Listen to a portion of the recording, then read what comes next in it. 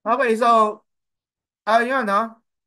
Yung the first batch, nagkaroon sila ng committee. Na-discuss na natin to previously.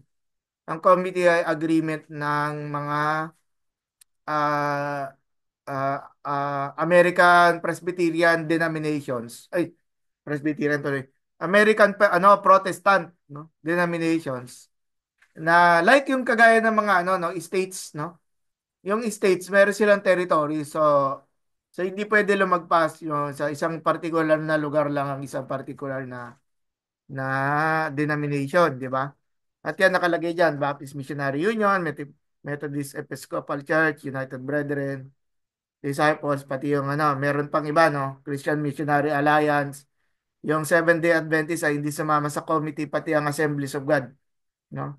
Because Protestant Christianity is new to the people of the islands, we desire more particularly to emphasize and make real our loyalty by extending the utmost of our moral support to the Civil Commission in their endeavor to give the best possible government to this great archipelago. Again, bumabalik tayo doon sa material na pinakita ko sa inyo kanina. Now, American educational program, literacy programs were tied with the Protestant religion, no? Literacy yung according to Gordon Merton, Protestantism emerged as a religion of the book. The Bible was to be absorbed by every Christian. So the Presbyterian missionaries founded Silliman University, okay? Na matatagpuan sa Dumaguete, August 28, 1901. And then, this was followed by Central Philippines University sa Iloilo, 1905, by the American Baptist Foreign Missionary Society. Kaya when we look at it sa Visayas region, no, marami sa Visayas ay Convention Baptist, no? Convention Baptist. So in addition, the United States Army Transport yung Thomasites carried 600 male and female teachers to the Philippines. The Thomasites arrived in Manila Harbor in August 21, 1901. The American government knew that the region needed a strong educational system to serve as the base of this new society. English became the new language of instruction after Spanish. Also during the era, the University of the Philippines was established on June 18, 1908 through the Assembly Act of 1870. At interesting din kasi ang University of the Philippines, pinractice agad nila yung separation of church and state, no? Na hindi hindi mag-overlap or hindi mag-focus. So nakita natin na nag-focus sa humanities, no? Ang university. Okay, so ganoon na lang muna. Kayo anong mga observations niyo dito sa ating discussion?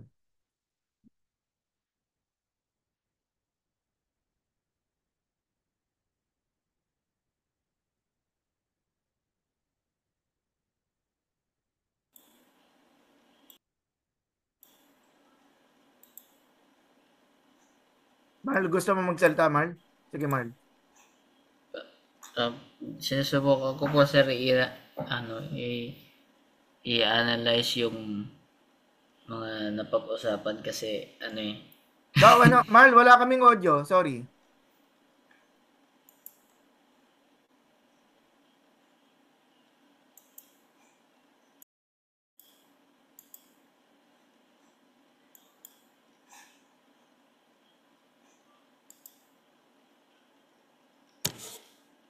ayan po. Please try again. Try mo pa.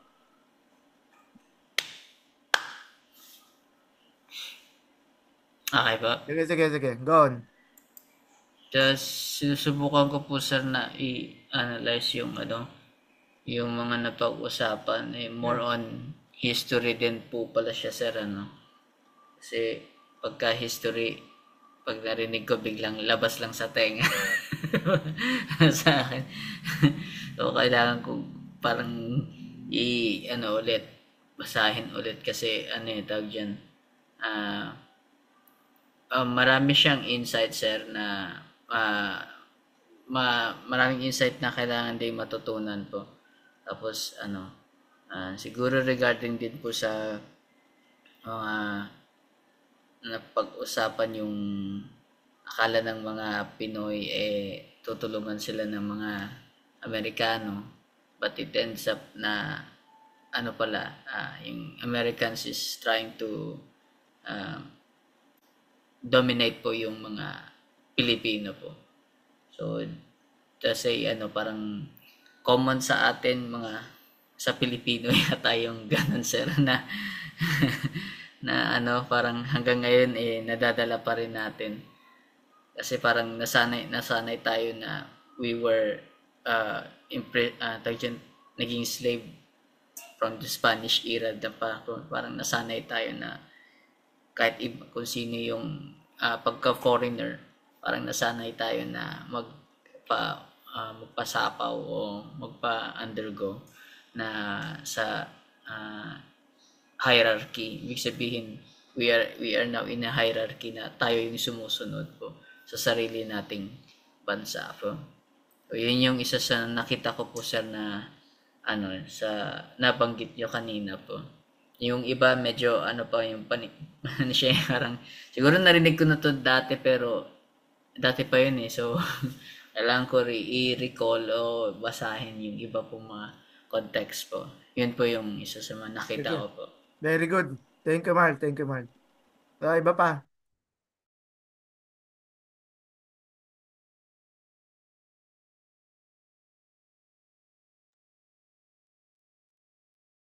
Yung ilan doon na ibigay ko na yung sagot ha. Pero syempre ayaw kong ibigay yung sagot lahat, no? Just na no, just by looking at it.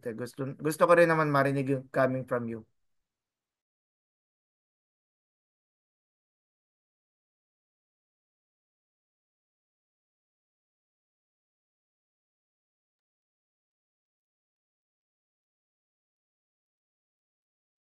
Gusto mo, Kuya Francis, ikaw, meron kang gusto sabihin?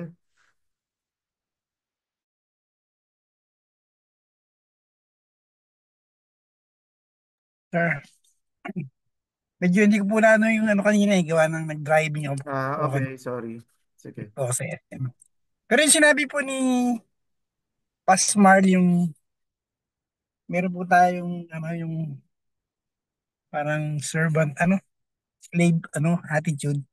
Parang ano po tayo masyado po tayong ma-entertain sa mga ano sa mga foreigner. Naka ano na po natin parang kultura na po natin yata yung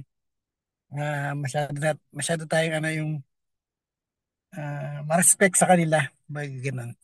So yun po isa sa marahil. Hindi ko alam kung yun po ay positive or negative. Kasi bisan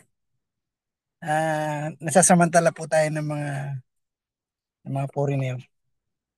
Yun po. So hindi ko po alam kung yun po ay negative or positive culture. Kung titignan po natin.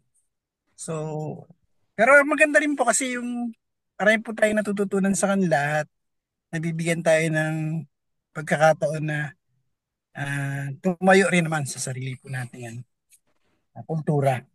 So, yun po yung sa akin, sir.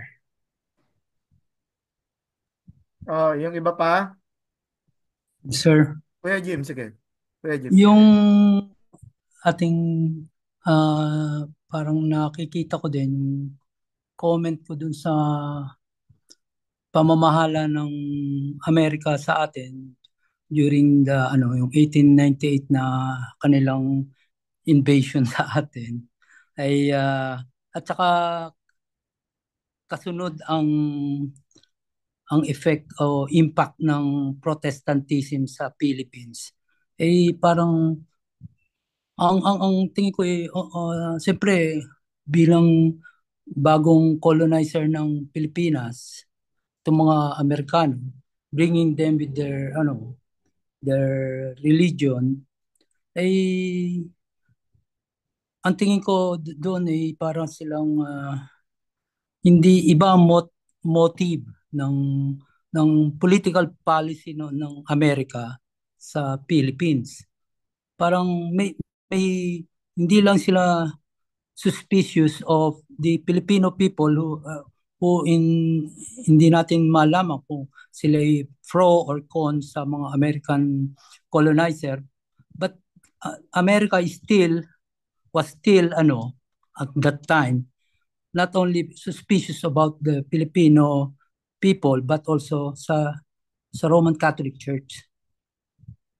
Kaya siguro the easiest way to reverse o yung ng colonizer ma mabago ang kaisipan ng mga Pilipino noon. And one one way is to educate them to believe that is different from the Roman Catholicism. Yun ang isang yung suspicion ayun ang nila.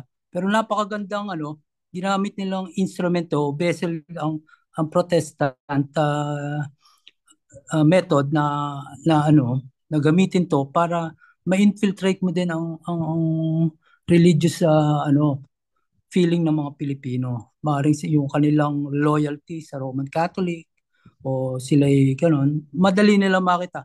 Ang bottom line, ang ginagawa pa rin ng mga foreign powers nito nung kahit ngayon at mula noon is divide and rule. Ayun ang pinakamagaling nilang instrumento para masubdue ang mga Pilipinos. Yun lang, sir. Thank you, thank you. Yes, yung divide and conquer, pabira, ano pa yan? Julius Caesar pa yung yan. Julius Caesar pa yung strategy na yan at nakakalungkot kasi very efficient pa rin. No? Efficient pa rin nagagamit pa rin yung same kasi we are at a disadvantage eh. We do not have yung armaments, yung technology, yung strategy nila very advanced no with regards to warfare. Salamat po Jim. Others? Ba dyan? Jansen, Abby, John, si JP, si Sosyo, ano?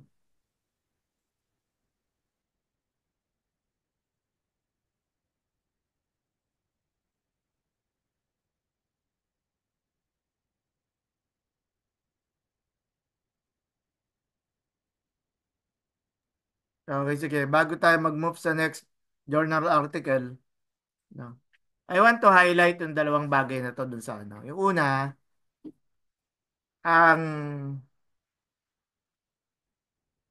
ang reason bakit ang mga Pilipino ay tahimik sa authorities kahit na meron ng injustices at corruption dahil nagamit itong yung verse na to Romans 13. Nakita nyo? Right from the start, nakaugat na sa kultura natin. Unfortunately, yung magandang intention ng Bible nagamit na manipulate para tayo ay maging controlled people, no? At tayo mismo maging maging wala na lang imik, ganun nga. Wala na lang imik, which is detrimental, no? Detrimental sa pamumuhay natin bilang mga Kristiyano kasi nga uh, nagiging